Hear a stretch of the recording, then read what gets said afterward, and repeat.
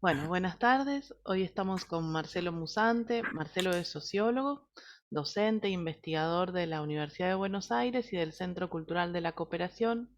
Es integrante de la red de investigadores e investigadoras para Salvar la X, que aparece en el nombre, sobre genocidio y política indígena en Argentina.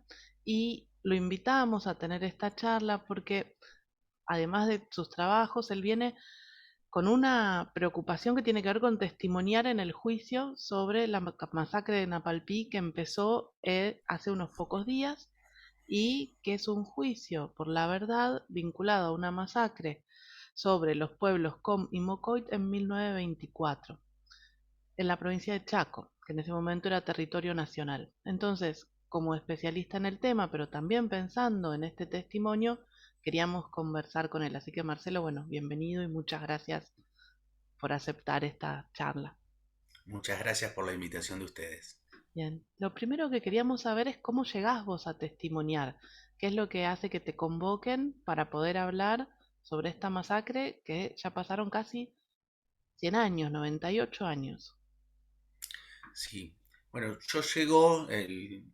la convocatoria para testimoniar en el juicio llega a partir de específicamente de mi trabajo sobre las reducciones estatales para indígenas que se dieron en el país. Si bien he trabajado sobre la masacre, pero en este caso en particular va a haber mucha gente que va a estar testimoniando sobre diferentes partes o diferentes ejes de cómo fue la masacre, de qué pasó y de por qué ocurrió. En mi caso en particular va a ser por mi trabajo sobre las reducciones. Y entonces, ¿qué sería una reducción? Porque esta masacre tiene lugar en la reducción de Napalpí. ¿Qué significa vivir en una reducción? ¿Y quiénes vivían específicamente allí? Bueno, las reducciones estatales para indígenas fue un sistema de disciplinamiento, un sistema concentracionario de personas que se implementó en Argentina. Ocurrió entre 1911 y 1956.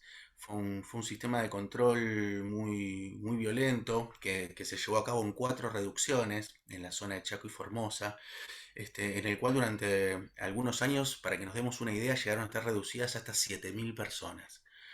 Hubo 3 reducciones que funcionaron en Formosa, Bartolomé Las Casas, Muñiz y Ameguino, y otra que funcionó en el Chaco, que fue la primera, que fue en Apalpí, y la que es tristemente célebre y conocida por la masacre que ocurrió, como vos decías, ahí en 1924, y de que después lo iremos viendo, pero que no puede pensarse la masacre sin esa reducción. La reducción, como te decía, fue un sistema de concentración y disciplinamiento específicamente para comunidades indígenas. En la del Chaco había reducidas personas con Mocoit y Vilela en un inicio. Después quedaron Com y Mocoit, nada más. Em, y era un lugar donde había muchas formas de disciplinamientos. Había internados infantiles para los chicos, se les pagaba, los trabajos eran prácticamente en forma esclava, se les pagaban con vales, con lo que cobraban solamente lo podían canjear, por ejemplo, en el almacén de la reducción. Formas de pago que también cuando empezamos a ver cómo eran esos vales que se les pagaban, los indígenas que trabajaban o las mujeres indígenas que también trabajaban y los niños y niñas indígenas podían poner nada más que sus dedos porque nadie hablaba español, por lo cual no se sabía realmente cuánto les pagaban. Era un lugar que se utilizó para que el Estado hizo las reducciones, concentró a la población y a la vez producía cosas que le servían al Estado. Por ejemplo, en ese momento se estaban haciendo las vías, todo el tendido del ferrocarril en la zona y los indígenas producían la madera para esas vías. O sea, por lo cual eran obligados a trabajar en vías que después funcionaban para el propio desarrollo de las campañas militares porque fueron coincidentes con las campañas militares. Los indígenas que estaban adentro de la reducción eran marcados, este, con brazaletes blancos, quién era el indígena considerado amigo de la administración y quienes no. Estaban sujetos a reglamentos que los indígenas no conocían, por los cuales eran castigados por cosas que no conocían. Así que fue un sistema muy complejo y que duró muchísimos años. Y esos brazaletes también tenían que ver con las posibilidades de circular en la región. Esos brazaletes eran mientras estaban adentro de la reducción, pero los indígenas, cuando eran en general no podían salir de la Bien. reducción. Por reglamento tenían, por ejemplo, no podían vender el algodón que se producía o lo que se producía dentro de la reducción, se lo tenían que entregar al administrador. No podían entregárselo a ninguna persona, a ningún colono de las afueras de la reducción. Pero si en algún motivo la administración o el Estado chaqueño, que en ese momento era el territorio nacional, consideraba que podía permitir que grupos de indígenas vayan a trabajar, por ejemplo, a otros ingenios, porque les pedían la mano de obra, estos indígenas para transitar el territorio afuera de la reducción tenían que llevar un papel de la reducción habilitándolos a transitar, unas especies de salvoconductos. En un sentido, pensar en estas campañas militares y en estas reglamentaciones también es lo que explica por qué permanecer en un lugar con condiciones tan duras. Claro, era muy paradójico y eso aparece mucho en los testimonios de los indígenas reducidos o de los sobrevivientes. Porque por un lado, uno, como bien decís, ¿por qué se quedaban indígenas adentro de la reducción? En un principio porque en muchos momentos de tiempo no podían salir porque había control policial en la reducción. Pero más allá de eso, como se daban en el mismo momento de las campañas militares y estaba operando el ejército en toda la zona, el indígena que estaba dentro de la reducción era el indígena que se asumía como que estaba aceptando ser civilizado, entre muchas comillas. Bien. El indígena que estaba afuera era considerado un indígena salvaje, el indígena que no aceptaba ser civilizado, por lo cual el riesgo de represión, de asesinato, de encarcelamiento era una constante y esto es contado en los testimonios. Por eso es que vemos que entran muchos grupos familiares a las reducciones, porque sucede esto de a veces es elegir o entre me reprime el ejército en el afuera o entro a trabajar en esas condiciones de esclavitud que quizás lo prefiero, por ejemplo, para cuidar a mis hijos. Pero esa situación de aparente seguridad queda puesta absolutamente en jaque al pensar en la masacre. ¿Qué es lo que pasó en ese momento para que la represión fuera tan fuerte y tan contundente, ¿no? Ahí lo que sucede es que esos indígenas que estaban siendo vistos como los sujetos que aceptaban ser civilizados, y que, por ejemplo, unos años antes los presidentes como de la Plaza hablan de las maravillas de las reducciones y eran puestos como un sistema que estaba siendo exitoso. Esos indígenas que en 1924 empiezan a demandar a la administración las condiciones de vida, las pésimas condiciones de salud en las que estaban en la reducción, que sus chicos no podían acceder a las escuelas, que prácticamente no cobraban en dinero, que no estaban contentos con la situación, por ejemplo, de control de la administración y de los capataces.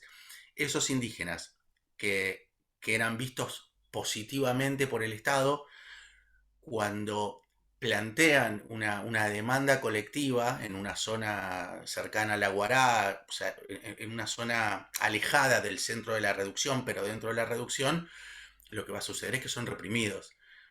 O sea, el indígena pasa de ser objeto de ser visto como el que estaba aceptablemente siendo civilizado a de vuelta aparecer cuando empieza a reunirse como de vuelta aparece el salvaje, de vuelta va a aparecer la idea de Malón en los medios de comunicación, del peligro para los vecinos de la zona, van a aparecer en los propios medios de comunicación colonos, vecinos, o la Sociedad Rural del Chaco, que va a publicar solicitadas pidiendo la represión, porque esos indígenas que estaban reducidos en ese lugar ahora empiezan de vuelta a transformarse en un peligro para esa sociedad.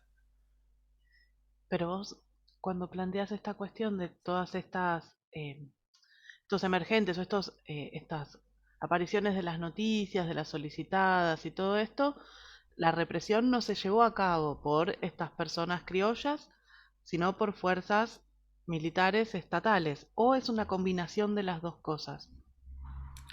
La represión se llevó a cabo por dos fuerzas estatales, por la Policía Territoriana del Chaco y por el Regimiento de Gendarmería de Línea, que es lo previo a la Gendarmería Nacional que dependía del Estado Mayor del Ejército.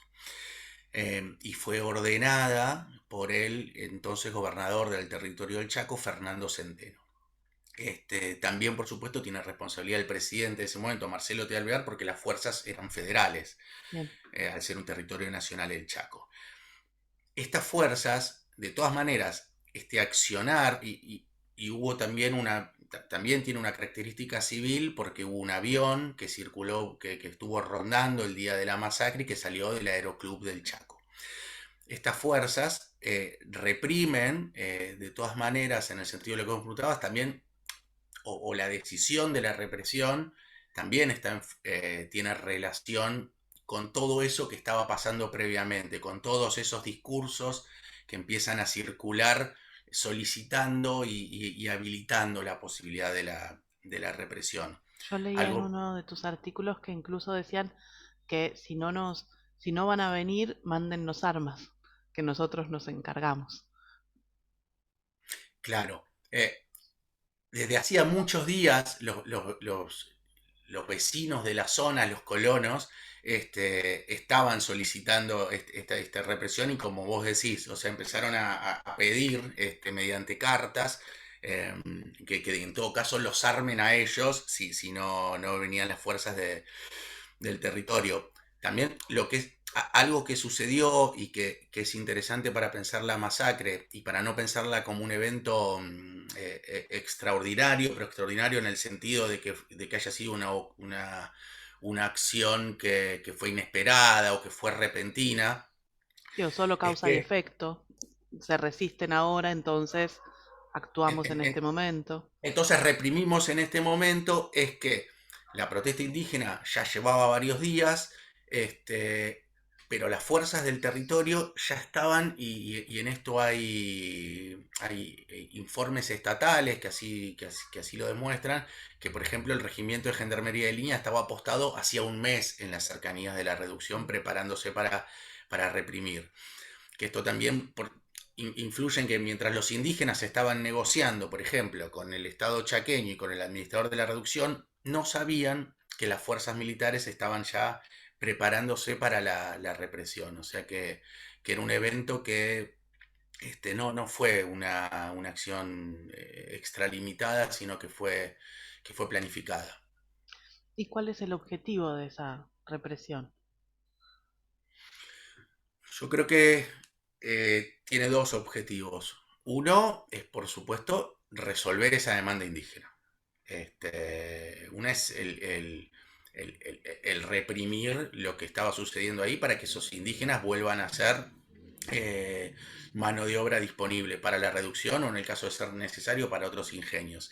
Pero hay otra que también es fundamental y que entiendo que en esto tiene que ver la voracidad de la represión, y el hecho que en los días siguientes la represión continuó, que no fue un solo momento, sino que fueron varios días de fuerzas militares persiguiendo a la gente en los montes, que tiene que ver con generar disciplinamiento hacia el resto de las comunidades indígenas de la región.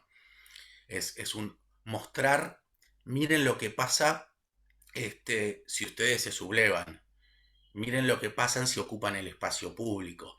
Esto es lo que va a pasar con esa diferencia de poder que se planteó desde siempre en la relación Estado-pueblos originarios de dominación y de sometimiento. Acá tiene que ver con decir, vamos a actuar utilizando las armas cuando ustedes no hagan lo que nosotros queremos. Y esto va a ser cosas que después las vamos a ver en otras masacres o que las vamos a poder ver hasta en represiones actuales.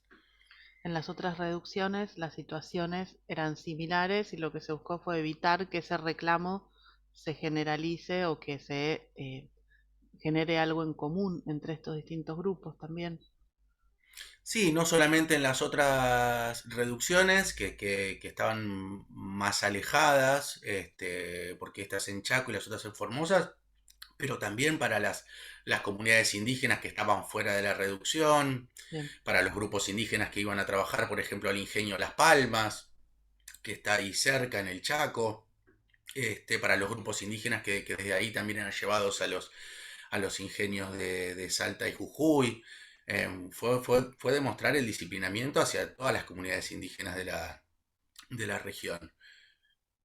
Y pensando en las consecuencias concretas, se habla como de centenares de muertos, pero también tiene efectos sobre muchísimas familias, pensando en todo lo que ustedes llaman la producción del silencio, la producción del olvido, pensando en, bueno, ¿por qué este juicio llega tanto después? ¿Por qué durante muchos años no se habló, al menos públicamente, de Napalpí?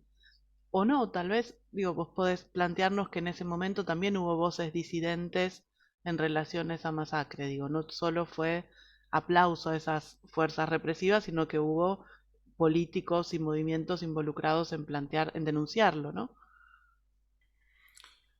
Sí, bueno, vamos por partes. Por favor. Este, en un principio arranco por lo último que Bien, dijiste. Sí es importante mencionar que si bien después se va a producir un silencio sobre la masacre, o sea, el Estado va a clausurar la investigación sobre la masacre, o sea, va a haber un informe policial que la va a cerrar diciendo que solamente hubo 4 indígenas muertos y que no hubo ningún policía herido. Un informe policial en el que solamente fueron consultados los policías que formaron parte. Pero en el sentido de lo que vos decís, en el Congreso sí se planteó que hubo una masacre, bien, y se propuso una comisión investigadora que después finalmente no se llevó a cabo. O sea que en el momento hubo voces que hablaron de la masacre. De hecho, un año después, un diario chaqueño que como estaba prohibido en el Chaco, hizo una edición especial desde Corrientes, el Heraldo del Norte, publicó toda una edición especial sobre la masacre, poniendo nombres y apellidos de quienes fueron los que participaron, contando lo que sucedió.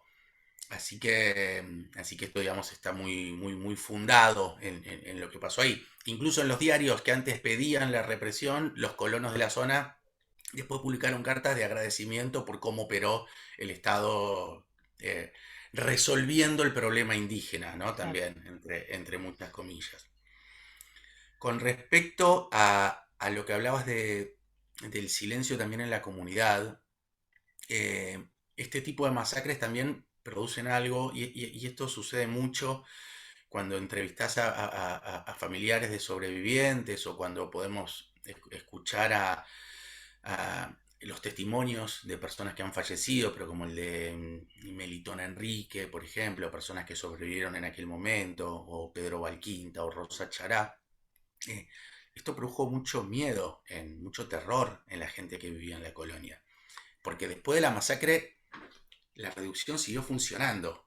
Yo también esto es para pensar, o sea, la Claro. reducción, este sistema concentracionario produce una masacre en 1924 y, y quizás si no hubiesen sido indígenas las personas que estaban reducidas, muy posiblemente el sistema hubiese fracasado. Acá lo paradójico es que después hasta 1956 siguió funcionando. Entonces el Estado hasta permite eso cuando el sujeto a reprimir es un indígena. Por lo cual las personas que están adentro vivieron con muchísimo terror el continuar ocupando ese espacio. Siguieron viviendo en el espacio donde había funcionado, donde había ocurrido una masacre, con el mismo sistema de control que te venía contando antes.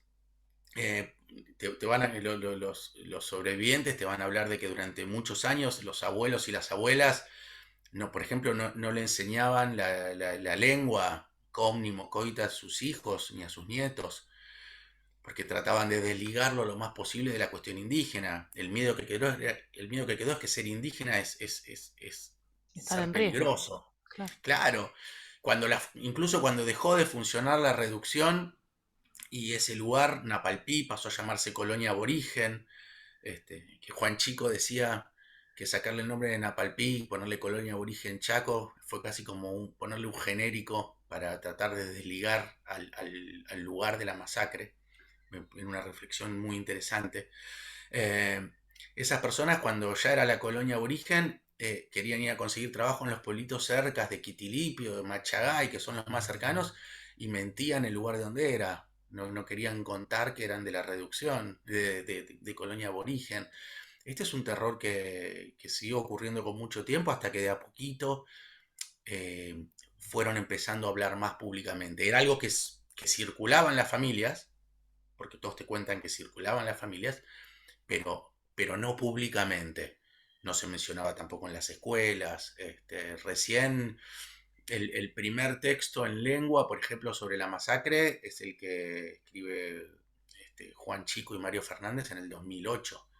Y en el libro cuentan cómo cuando empezaron a preguntarle a los ancianos y a las ancianas, como ellos le decían que tengan cuidado de lo que iban a contar. O sea, estamos hablando del 2008, ¿no? Habían pasado 80 años de la masacre y los ancianos todavía tenían temores por lo que esos nietos iban a contar. Vos mencionaste recién 2 veces a Juan Chico y tal vez algunas personas que escuchen esta entrevista no sepan quién es. Y tal vez sería interesante pensar por qué su aporte es tan importante en el momento de llevar adelante este juicio. Eh, bueno, me cuesta. Me imagino. Juan falleció el año pasado de COVID. Juan quizás es el artífice de este juicio por la verdad que se está llevando adelante. Es un, es un historiador importantísimo, fundamental. No solamente por lo que hizo con la masacre, por cómo la estudió, por cómo generó vínculos comunitarios para estudiar la masacre, por cómo lo construyó de los documentos, eh, sino justamente en este sentido, ¿no? Por, por la importancia que le daba como a ambas metodologías. Pudo romper con esta lógica de lo importante son los archivos, o lo importante es la historia oral, que generalmente la historia oral vale mucho menos que los archivos. Juan siempre decía que para él era fundamental y que él veía la memoria de las personas eran el reservorio de esa historia, ¿no? Y que por eso había podido trascender la masacre en la historia. Porque justamente tantos ancianos y ancianas habían guardado eso que había pasado. Y ahora estamos en este juicio porque muchas de esas personas pudieron ir contando lo que pasó. Así que Juan, que nació en la colonia, Juan que es de Napalpí, después cuando fue a Resistencia continuó con este trabajo, creó la Fundación Napalpí en conjunto con muchas otras personas, como David García, como Ana Noriega, que se tomaron el trabajo de ir rastreando las distintas personas sobrevivientes. Es muy difícil encontrar sobrevivientes porque vos no sabés dónde están. Son personas que quizás después de la masacre se han ido a otros lugares, entonces es muy difícil de ubicarlos. Y fueron grabando cada una de las entrevistas, y fueron pudiendo armar, ahí tejiendo una historia muy particular que después encontró su contraparte en los documentos y en los archivos estatales. Así que Juan fue una persona muy valiosa. Y algunas de esas entrevistas grabadas van a ser parte de las audiencias. Muchas se pueden ver en las audiencias y casi todas, o creo que todas, esto no lo tengo tan claro, forman parte del material que tiene la jueza para la sentencia final.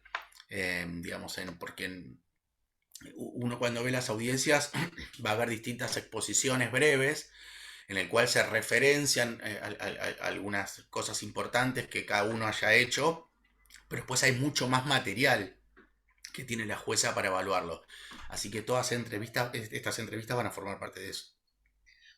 Pensando en, vos hablabas de responsabilidades y los responsables directos ya no están, fallecieron en términos de quienes actuaron específicamente en la masacre, pero se puede pensar las responsabilidades de otro modo. ¿Qué es lo que se espera con este juicio? ¿Cuál es el sentido de hacer un juicio como este tanto tiempo después? Bueno, como vos decís, este juicio por la verdad eh, viene a reemplazar lo que debería haber sido el juicio penal. Que en el juicio penal deberían haber sido juzgados las personas responsables y las instituciones estatales responsables. Como esto no se puede hacer, ya que no hay ningún victimario vivo, se lleva adelante este juicio por la verdad, que tiene varias cosas que ojalá terminan permitiendo la importancia de llevarse a cabo. Eh, una tiene en el sentido de lo que te decía, es que si bien no están vivas esas personas que llevaron adelante la masacre, sí está bueno que en las diferentes audiencias y en los diferentes testimonios vayan apareciendo los nombres de los responsables, que se sepa la complejidad de la masacre, cuáles fueron las instituciones que participaron, eh, que se sepa el rol, por ejemplo, de la reducción, y como proyecto civilizatorio lo que se hizo con los indígenas, con un sistema como este.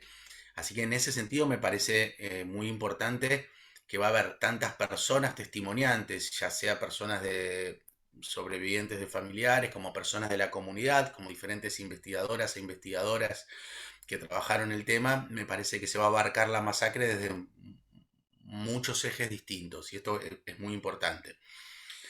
Otra cosa que me parece muy relevante es que el juicio sea de carácter horario y público, porque lo que vamos a poder hacer acá es, y sobre todo con los familiares y con los sobrevivientes, ya sea los que están vivos como los que lamentablemente fallecieron, pero vamos a poder ver los testimonios, vamos a poder escuchar a Melitona Enrique, o a Rosa Chará, o a Rosa Grillo, a hablar sobre qué fue lo que pasó.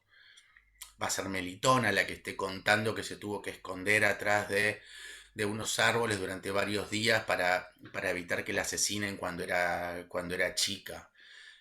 O que la rescató el abuelo, pero que asesinaron al padre. Esto es muy importante de ver esos testimonios. Es como cuando vimos los testimonios, por ejemplo, en el juicio a las juntas. No es lo mismo que leerlo en un libro, que te lo cueste un investigador, una investigadora desde acá, que poder ver eso. Así que eso me parece que va a ser fundamental. Y lo otro es que va a quedar grabado, que todo esto va a estar a disposición. Va a ser un material que se podrá ver en las escuelas, que se podrá estudiar. Ya nadie más, así como decíamos justamente con el juicio de las juntas, a ver, ya nadie más va a poder decir esto no pasó. Está todo ahí. Todos los papeles de los que somos investigadores o investigadoras y vamos a presentar nuestros testimonios, son todos papeles que los fuimos sacando de diferentes archivos y que los archivos están claros para que los vaya a ver cualquiera. Personas como Mariana Giordano, que trabaja con los diarios se van a poder, se pueden ver en cualquier lugar. Las fotos de Lehmann Nietzsche que muestran el avión que estuvo en la represión son fotos que se pueden ver en cualquier lugar. Digamos, esto va a ser muy importante, va a estar a disposición de todos. Y después, lo que me parece que sería interesante también es que este juicio, si bien no puede por sus características ser reparatorio para las víctimas, por ejemplo, en términos económicos, sí sería importante que sea un momento para que el Estado reflexione, el provincial y los distintos gobiernos provinciales y el Estado nacional, sobre la situación de hoy de las comunidades indígenas. Las condiciones que se vivían en el momento de la masacre siguen hoy ocurriendo, sigue habiendo muchos problemas territoriales, sigue habiendo comunidades sin acceso a la educación, sin acceso a la salud. Entonces me parece que también sería un buen modo de reflexionar sobre las condiciones presentes del Estado y los pueblos originarios.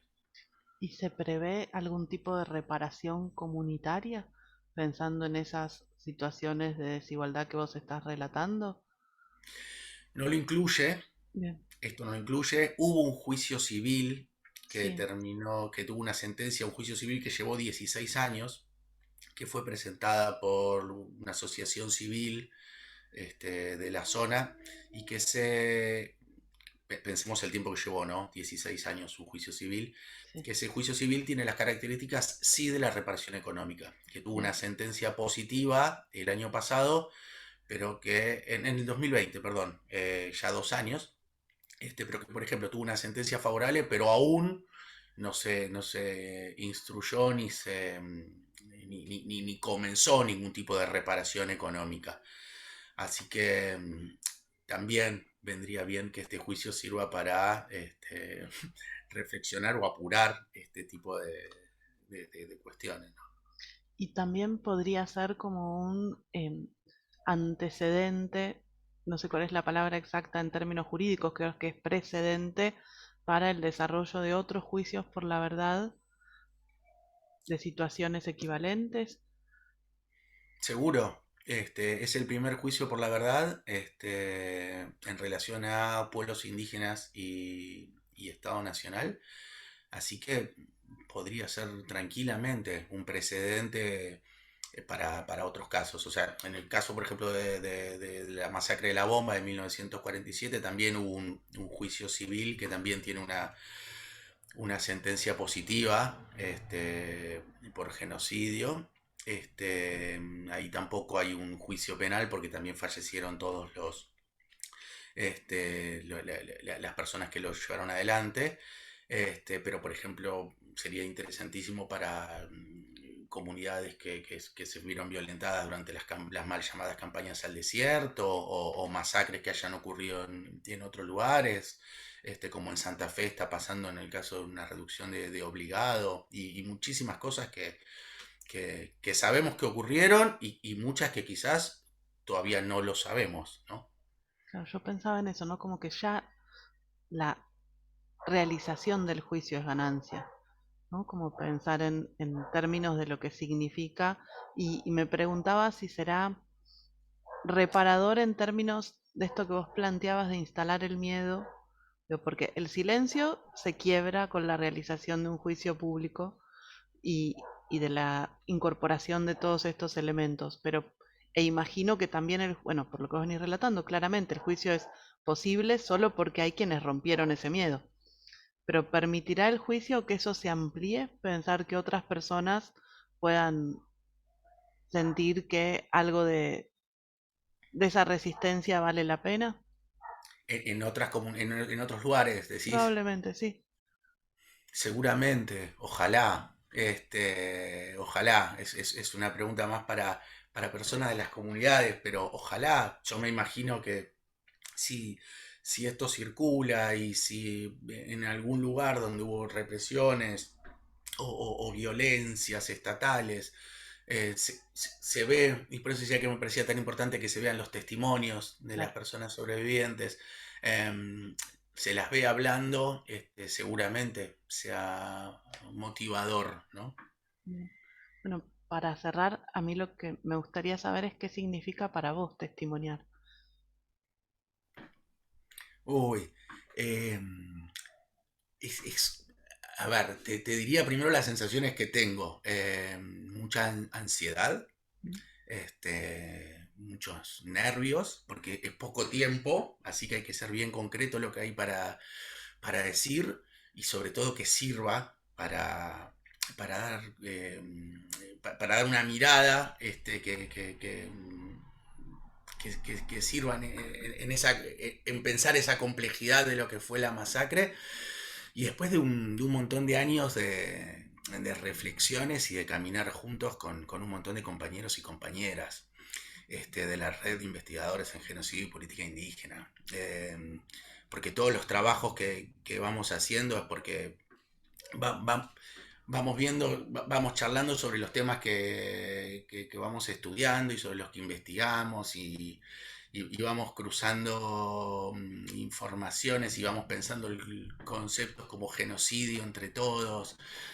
Y después de tantos años de trabajar juntos en la red,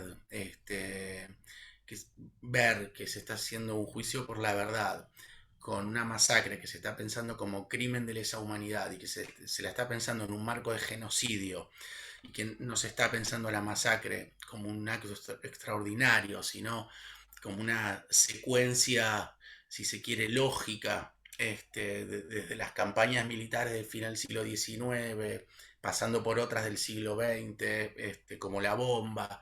eh, ver que se está planteando eso ahora en un juicio, me parece que es un gran honor poder participar.